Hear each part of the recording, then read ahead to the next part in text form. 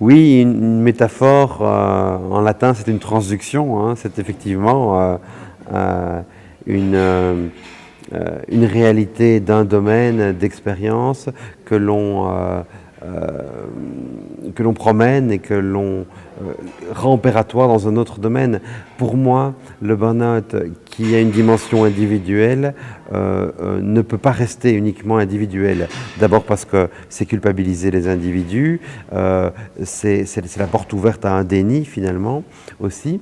Et ensuite, je pense qu'il y a des traits systémiques qui permettent d'expliquer que dans un certain nombre d'entreprises, de situations professionnelles ou plus largement, des individus effectivement soient pris par un épuisement qui les dépasse, souvent parce qu'ils cherchent à s'adapter toujours davantage en cherchant une adaptation parfaite, alors que dans nos vies, ce n'est pas s'adapter qui est le dernier mot, c'est tout de même se réaliser, voire trouver un certain bonheur grâce et par l'adaptation.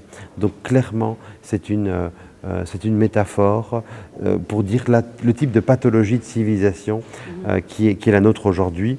La mélancolie était parlante au 19e, le spleen baudelairien dans les années 1870, la neurasthénie de 1890 à la Première Guerre mondiale, l'acédie peut-être au Moyen-Âge, effectivement.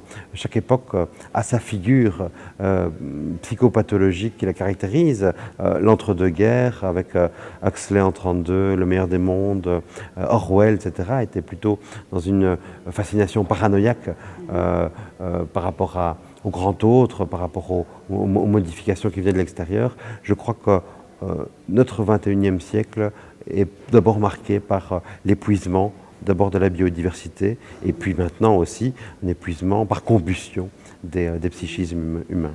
Mais la CEDI a beaucoup d'affaires avec le capitalisme par cette idée de perdre la foi.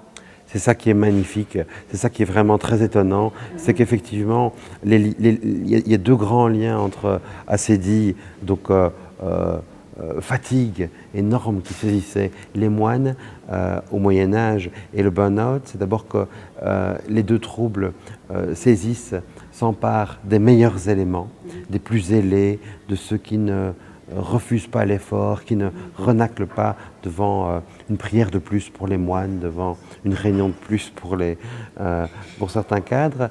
Et le deuxième caractère, c'est que, évidemment, après ce moment de down, ils sont beaucoup plus sceptiques par rapport à leur engagement.